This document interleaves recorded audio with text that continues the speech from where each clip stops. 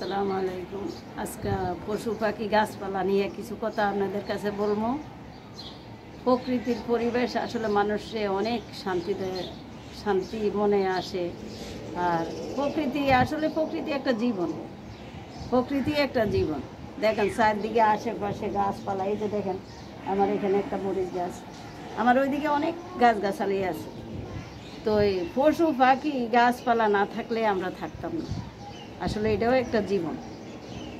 তো আপনারা সবাই পশু পাখি গাছপালা সবাই ভালোবাসেন, কিন্তু পশু পাখি অনেকেই ভালোবাসেন না এখনো।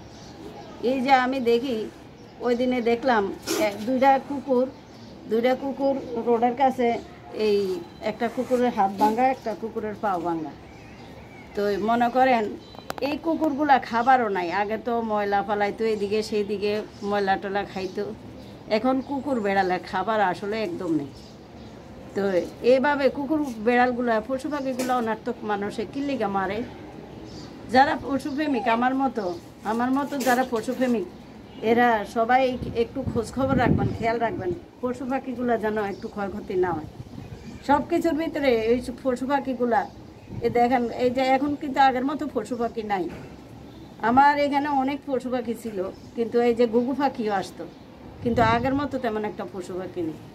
তো অনেকে ফাও ভাঙ্গা দেয়, অনেকে খাবার জ্বালায় একটু আসে মানুষের কাছে, এই যে কুকুরগুলারে অ্যাক্সিডেন্ট করে মাইরা দেয়। একটু ভাই আপনারা দেখে চালাইবেন, রিক্সাগুলা দেখে চালাইবেন, পশু পাখিগুলা মারবেন না। পশু পাখি ভালোবাসতে শিখেন। পশু পাখি মানুষের জীবনের, ওদের জীবন আমাদেরকে যে আল্লাহ সৃষ্টি করছে, ওদেরকে ওই আল্লাহ সৃষ্টি করছে। তাহলে পশু পাখিরে না মেরে একটু ভালোবাসতে শিখেন। আপনি কোনো কারো আপনি হাসরের ময়দানে পারবেন, ওটা আসলে অজানা। আর এই পশু পাখিরে একটু ভালোবাসা দেন, একটু খাবার দেন, একটু সবসময় ওদের খেয়াল রাখেন। বেশি তো না, ওরা তো কইতে পারে না, চাইতেও পারে না। আর বোনেদের বলবো, আপনারা যেইখানে যে যাই করেন, কর্মস্থলে সব কিছুই করতে পারেন, একটু পর্দার ভিতরে থেকে করবেন। পর্দার ভিতরে থেকে করবেন। বোন, আজকে মারা গেলে আপনার সাথে কেউ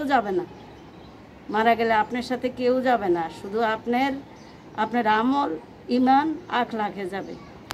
তো এই পর্দাটা আপনার জরুরি দরকার, পর্দা করবেন। এই যে দেখেন আমার ফিলিস্তিনি ভাই বোন, মা বাবা, সন্তানেরা জীবন দিল।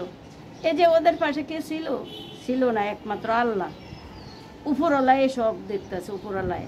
তাহলে এই যে পর্দা করেন, পর্দা করতে শিখেন।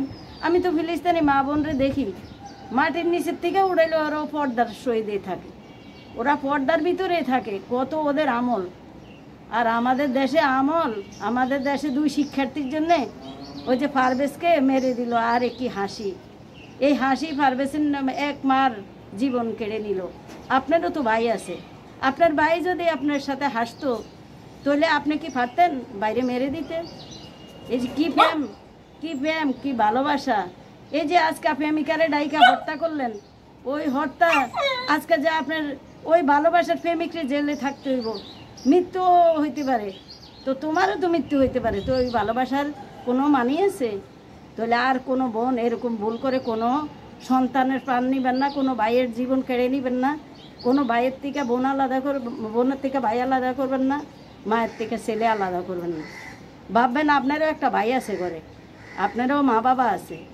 ওই করে আপনারা শিক্ষার্থী পড়ালেখা করছেন, আমার মনে হয় তো আপনার ভিতরে কোনো পড়ালেখাই নেই, কোনো পড়ালেখা নেই ওই 2 শিক্ষার্থীর ভিতরে। ওরা মুরুক্ষ না হইলে মুরুক্ষর মতো কাজ মানুষ হাসতেই পারে। হাসির লেগে ওই ছেলেটা জীবন দিতেইব। ওই আমার দেশ, কি দেশ আমার! এই দেশে হাসতে হইলেও আরেকজনরে ওই ভাত খাওয়াইতে মেরে দিল, আর ওই যে পারভেজরে ওই যে একটু হাসির লেগে মেরে দিল। তো এগুলার থেকে বিরত থাকেন, নিজেরে সামলান। এত উত্তেজনা ভালো না, এত জিদ ভালো না মহিলাদের, বুঝছেন? এইটাই বলবো মা বোনরা, আপনারা পর্দার ভিতরে থাকেন। হুজুরা যে আমাদের দেশের আলেম ভাইয়েরা যে বলে, এই যে ভালো কথাগুলো শুনতে পারেন না, ওয়াজগুলা দেখতে পারেন না, এরা হুজুরা যে বলে এগুলা দেখতে পারেন না, এগুলা দেখে একটু আমল করবেন। আমল হয়েছে নিজের কাছে, পর্দা হয়েছে নিজের কাছে। আপনি মরলে আপনার পর্দা আমলে হেফাজত করব।